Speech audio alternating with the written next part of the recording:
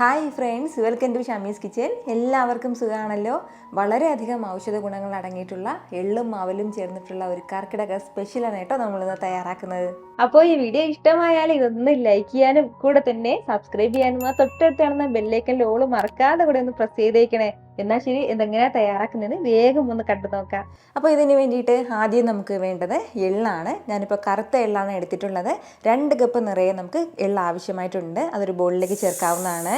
എള്ളിൻ്റെ ഗുണങ്ങളെക്കുറിച്ച് ഞാൻ പ്രത്യേകിച്ച് പറയേണ്ട ആവശ്യമില്ല, നമുക്ക് എല്ലാവർക്കും അറിയാവുന്നതാണ്. ഒരുപാട് ഔഷധ ഗുണങ്ങൾ അടങ്ങിയിട്ടുള്ള ഒന്നാണ് കേട്ടോ എള്ളെന്ന് പറയുന്നത്. അതായത് നമ്മുടെ രോഗപ്രതിരോധ ശേഷി കൂട്ടാനായിട്ട് ഏറ്റവും ബെസ്റ്റാണ് എള്ളെന്ന് പറയുന്നത്. അതിൽ സിങ്ക് ഒരുപാട് അടങ്ങിയിട്ടുണ്ട്. അതുപോലെ തന്നെ ഡയബറ്റിക് പേഷ്യൻസിന് ഒരുപാട് നല്ലതാണ്. പിന്നെ അതുപോലെ പാലിനേക്കാൾ കൂടുതലായിട്ട് കാൽസ്യം അടങ്ങിയിരിക്കുന്ന ഒന്നാണ് കേട്ടോ എള്ള്. അപ്പോൾ അതുപോലെ നമ്മുടെ എള്ളിൻ്റെ ബലത്തിനൊക്കെ കാൽസ്യം നല്ലതാണ്. അപ്പോൾ കാൽസ്യത്തിൻ്റെ കുറവുള്ളവർക്ക് നമുക്ക് എള്ള് കഴിക്കാവുന്നതാണ്. എള്ളിൽ അത്യാവശ്യം അഴുക്കും പൊടിയൊക്കെ ഉണ്ടാകും. അതിൻ്റെ പേരിൽ നന്നായിട്ട് ഇതൊന്ന് കഴുകിയെടുക്കാവുന്നതാണ്. ഒരുപാട് വൈറ്റമിൻസും മിനറൽസും ഫൈബേഴ്സും ഒക്കെ അടങ്ങിയിട്ടുള്ള ഒന്നാണ് എള്ള്. അയൺ ധാരാളം അടങ്ങിയിട്ടുണ്ട്. ഓർമ്മശക്തിക്ക് വളരെ നല്ലതാണ്.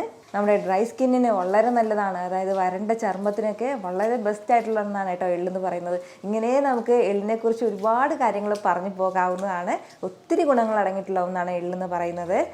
2-3 വെള്ളത്തിൽ നന്നായിട്ടൊന്ന് കഴുകിയെടുത്ത എള്ള് ഒരു അരിപ്പയിലേക്ക് ഞാൻ മാറ്റി വെച്ചിട്ടുണ്ട്. ആ വെള്ളം കംപ്ലീറ്റ് ആയിട്ടൊന്ന് വാർന്നു പോകാനാണ്. അപ്പോൾ ഈ ഒരു സമയം കൊണ്ട് ഇനി നമുക്ക് വേണ്ടത്, ഞാനിപ്പോൾ ഒരു കടായി അടുപ്പത്തേക്ക് വെച്ചിട്ടുണ്ട്. ഇതിലേക്ക് ഇനി നമുക്ക് ചേർക്കേണ്ടത് കരിപ്പട്ടിയാണ്. വളരെ ഹെൽത്തി ആയിട്ടുള്ള ഒന്നാണ് കേട്ടോ ഈ കരിപ്പട്ടി എന്ന് പറയുന്നത്. കരിപ്പട്ടി കൊണ്ടുള്ള റെസിപ്പീസൊക്കെ ഞാൻ പോസ്റ്റ് ചെയ്യുന്ന സമയത്ത് ചില കമൻസിങ്ങിൽ വരാറുണ്ട് കരിപ്പട്ടി എന്താണെന്ന് ചോദിച്ചിട്ട്. പനയിൽ നിന്ന് ഉണ്ടാക്കുന്നതാണ് കേട്ടോ കരിപ്പട്ടി. അതായത് നമ്മുടെ ശർക്കര വന്നിട്ട് കരിമ്പിൽ നിന്നാണ് ഉണ്ടാക്കുന്നത്. അപ്പോൾ എപ്പോഴും കുറച്ച് ഹെൽത്തി ആയിട്ട് നമ്മൾ തയ്യാറാക്കണം എന്ന് വിചാരിക്കുമ്പോൾ കരിപ്പട്ടി ഉപയോഗിക്കുന്നതാണ് ഏറ്റവും നല്ലത്. ഇനി നമ്മുടെ ഈ കരിപ്പട്ടി നന്നായിട്ടൊന്ന് അലിയിച്ചെടുക്കണം. അപ്പോൾ അതിന് വേണ്ടിയിട്ട് 1/2 കപ്പ് അളവിൽ ഞാനിപ്പോൾ ഇതിലേക്ക് വെള്ളം ചേർത്ത് കൊടുക്കുകയാണ്. 250 ഗ്രാം അളവിലാണ് കേട്ടോ ഞാനിപ്പോൾ കരിപ്പട്ടി എടുത്തിട്ടുള്ളത്. ഒരു മീഡിയം മധുരം മാത്രമേ ഉണ്ടാവുള്ളൂ, നല്ല മധുരം ഉണ്ടാവില്ല. ഇനി ഇത് നല്ല രീതിക്ക് തന്നെ ഉരുകി വരട്ടെ. ഇപ്പോൾ നല്ല രീതിക്ക് തന്നെ നമ്മുടെ കരിപ്പട്ടി എല്ലാം ഒന്ന് ഉരുകി കിട്ടിയിട്ടുണ്ട്. ഇതുപോലെ നന്നായിട്ടൊന്ന് ഉരുകി ഇങ്ങനെ ഒന്ന് തിളച്ച് കുറുകി തുടങ്ങുന്ന സമയത്ത് നമുക്ക് ഫ്ലെയിം ഓഫ് ചെയ്യാവുന്നതാണ്. ഇനി ഒരുപാട് സമയത്ത് തിളപ്പിക്കേണ്ട ആവശ്യമില്ല. അപ്പോൾ ഇതിൽ അത്യാവശ്യം പൊടിയും കല്ലൊക്കെ ഉണ്ടാവും. അപ്പോൾ ഒന്ന് അരിച്ച് വേണം മാറ്റി വെക്കാനായിട്ട്. ഇനി നമുക്ക് കടായി അടുപ്പത്തേക്ക് വെച്ച് അതൊന്ന് ചൂടായി വരുമ്പോഴത്തേക്കും നമ്മൾ വെള്ളം വാർന്ന് വെച്ചിരിക്കുന്ന ആ ഒരു എള്ള് ഇതിലേക്ക് ചേർക്കാവുന്നതാണ്. ഇനി നമുക്ക് ഫ്ലെയിം ഒന്ന് മീഡിയത്തിനും ലോക്കും ഇടയിൽ വെച്ചിട്ട് നല്ല രീതിക്ക് ഒന്ന് വറുത്തെടുക്കാവുന്നതാണ്. നന്നായിട്ട് ഇതിലെ വെള്ളം കംപ്ലീറ്റ് ആയിട്ടൊന്ന് പോയിട്ടുണ്ടാവണം കേട്ടോ. അതുപോലെ ഒന്ന് വറുത്തെടുക്കണം. ഒരുപാട് ഹൈ ഫ്ലെയിമിൽ വെക്കരുത്, കാരണം പെട്ടെന്ന് എള്ള് അങ്ങ് കരിഞ്ഞു പോകുന്ന ഒന്നാണ്. അതിൻ്റെ പേരിൽ ഹൈ ഫ്ലെയിമിൽ വെക്കുകയും ചെയ്യരുത്. മീഡിയത്തിനും ലോ ഫ്ലെയിമിന് ഇടയ്ക്ക് വെച്ച് വേണം വറുത്തെടുക്കാനായിട്ട്. എള്ളങ്ങാനും ചൂടായി കരിഞ്ഞു പോയാൽ അതിൻ്റെ ടേസ്റ്റ് പാടേ മാറിപ്പോകും. അതൊന്ന് പ്രത്യേകം ശ്രദ്ധിച്ചേക്കണം. കൈയെടുക്കാതെ തന്നെ ഒന്ന് ഇളക്കി കൊടുക്കണം കേട്ടോ. എള്ളൊന്ന് നന്നായിട്ടൊന്ന് ചൂടായി മൊരിഞ്ഞ് കിട്ടാനായിട്ട് ഒരുപാട് സമയത്തിൻ്റെ ആവശ്യമൊന്നുമില്ല. വളരെ പെട്ടെന്ന് തന്നെ റെഡിയായി കിട്ടുന്നതാണ്.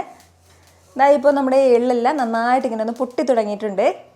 ചെറിയൊരു പൊട്ടുന്ന സൗണ്ട് കേൾക്കുന്നില്ലേ? ഇപ്പോൾ തന്നെ നമുക്ക് ഫ്ലെയിം ഓഫ് ചെയ്യാവുന്നതാണ്. ഇനി നമുക്ക് നേരെ തന്നെ ഇത് വേറൊരു പ്ലേറ്റിലേക്കൊന്ന് മാറ്റി വെക്കണം. ഇങ്ങനെ വെക്കരുത്, മറ്റൊരു പ്ലേറ്റിലേക്ക് ഇതൊന്ന് എടുക്കാവുന്നതാണ്. ഇനി നമുക്കിതിലേക്ക് വേണ്ടത് അവലാണ്. 1 കപ്പ് അളവിലാണ് കേട്ടോ ഞാനിപ്പോൾ അവൽ എടുത്തിട്ടുള്ളത്. ഇതുപോലെ മട്ട അരിയുടെ അവലാണ് കേട്ടോ നമുക്ക് ആവശ്യമായിട്ടുള്ളത്. അതുപോലെ തന്നെ നല്ല കട്ടിയായിട്ടുള്ള അവലാണ് എടുത്തിട്ടുള്ളത്. നല്ല തിന്നായിട്ടുള്ള അവൽ എടുക്കരുത്, വെള്ള അവലും എടുക്കരുത്. ഇതുപോലെ ചുമന്ന അവൽ വേണം എടുക്കേണ്ടത്. അവൽ 1 കപ്പ് അളവിൽ ചേർക്കാവുന്നതാണ്.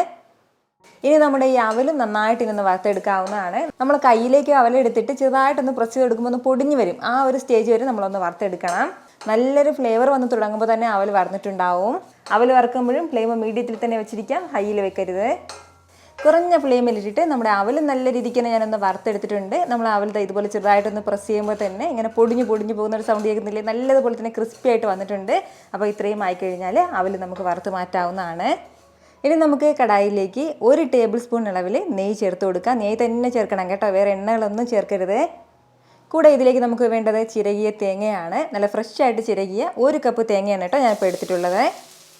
തേങ്ങ ചേർത്ത് നല്ല രീതിക്ക് നമുക്ക് എല്ലാം കൂടി ഒന്ന് വറുത്തെടുക്കാവുന്നതാണ്. പ്രത്യേകം ശ്രദ്ധിക്കേണ്ടത് തേങ്ങയുടെ കളർ ലൈറ്റായിട്ടൊന്ന് മാറുന്ന വരെ നമ്മൾ വറുക്കേണ്ടതായിട്ടുണ്ട്.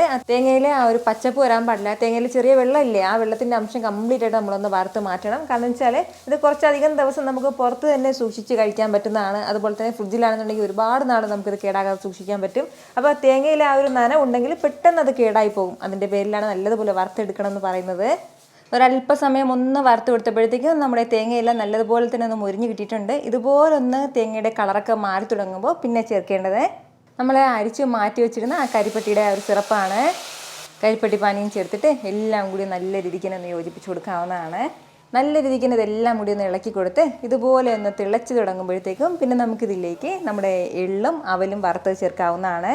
കൂടെ ഇനി നമുക്കിതിലേക്ക് വേണ്ടത് കുറച്ച് സീഡ്സ് ആണ്. അതായത് മത്തൻ സീഡ്, അതുപോലെ തന്നെ സൺഫ്ലവറിൻ്റെ സീഡ് എടുത്തിട്ടുണ്ട്, തണ്ണിമത്തൻ്റെ സീഡൊക്കെ എടുത്തിട്ടുണ്ട്. നമ്മുടെ കയ്യിലുള്ള എല്ലാ സീഡുകളും നമുക്കിതിലേക്ക് ചേർക്കാവുന്നതാണ്. അപ്പോൾ ഇതില്ലാന്നുണ്ടെങ്കിൽ പകരം നമുക്കിതിലേക്ക് ചേർക്കേണ്ടത് കുറച്ച് കപ്പലണ്ടി വറുത്തത് ചേർക്കാം. അതല്ലാന്നുണ്ടെങ്കിൽ നട്ട്സ് വറുത്തതൊക്കെ ചേർക്കാവുന്നതാണ് കേട്ടോ. 3 ടേബിൾ സ്പൂൺ അളവിലാണ് ഞാനിപ്പോൾ സീഡുകൾ ചേർത്തിട്ടുള്ളത്. ഇത് ഇത്രയും കൂടി ചേർത്ത് നല്ല രീതിക്ക് എല്ലാം കൂടി ഒന്ന് യോജിപ്പിച്ചെടുക്കാവുന്നതാണ്. നന്നായിട്ട് ഇതെല്ലാം കൂടി ഒന്ന് മിക്സ് ചെയ്തെടുക്കാം. ഇതെല്ലാം കൂടി ഒരു കുഴഞ്ഞ മട്ടിലാണ് കേട്ടോ നമുക്കിത് കിട്ടുന്നത്. ഇതുപോലെ നല്ല രീതിക്ക് എല്ലാം കൂടി ഞാനൊന്ന് യോജിപ്പിച്ചെടുത്തിട്ടുണ്ട്. ഇത്രയും ആയിക്കഴിഞ്ഞാൽ പിന്നെ 1-2 ചേരുവകളൂടെ നമുക്ക് ഇതിലേക്ക് ആവശ്യമായിട്ടുണ്ട്. 1/2 ടീസ്പൂൺ ഏലക്ക പൊടിച്ചത്, 1/2 ടീസ്പൂൺ ചെറിയ ജീരകത്തിൻ്റെ പൊടിയും കൂടെ വേണ്ടത് ചുക്കുപൊടിയാണ്. ഒരു 1/4 ടീസ്പൂൺ ചുക്കുപൊടിയും കൂടി ചേർക്കാം. ഇതെല്ലാം കൂടി ചേർത്ത് നല്ല രീതിക്ക് ഒന്ന് യോജിപ്പിച്ചെടുത്ത് കഴിഞ്ഞാൽ വളരെ രുചികരവും ഒരുപാട് ഹെൽത്തി ആയിട്ടുള്ള ഒരുപാട് ഗുണങ്ങൾ അടങ്ങിയിട്ടുള്ള നല്ലൊരു എള്ളവൽ കൂട്ട് ഇവിടെ റെഡി ആയിട്ടുണ്ട് കേട്ടോ. ഇത് നമുക്കിനി ചെറിയ ഉരുളകളായിട്ട് വേണമെന്നുണ്ടെങ്കിൽ അങ്ങനെ ആക്കി കഴിക്കാം. അതല്ലാന്നുണ്ടെങ്കിൽ കുഞ്ഞു ബോളിലേക്ക് മാറ്റി അല്പമായിട്ട് കഴിക്കാവുന്നതാണ്. നമുക്കിത് പുറത്തും സൂക്ഷിക്കാം. പുറത്ത് സൂക്ഷിക്കുന്നതിനേക്കാളും കൂടുതൽ നാളും നമുക്കിത് കേടാകാതിരിക്കുന്നത് ഫ്രിഡ്ജിൽ വെക്കുന്നതാണ്. അപ്പോൾ ഇതുപോലെ തയ്യാറാക്കി ഈ ഒരു കർക്കിടക മാസത്തിലല്ല, അതല്ലാതെ നമുക്ക് എല്ലാ ദിവസവും കഴിക്കുന്നത് നമ്മുടെ ശരീരത്തിന് വളരെ നല്ലതാണ് കേട്ടോ. അപ്പോൾ ഉറപ്പായിട്ടും നിങ്ങളും ഇതുപോലെ ഒന്ന് തയ്യാറാക്കി കഴിച്ച് നോക്കിയിട്ട് നിങ്ങളുടെ ഫീഡ്ബാക്ക് എനിക്കൊന്ന് മറക്കാതെ അറിയിച്ചേക്കണം.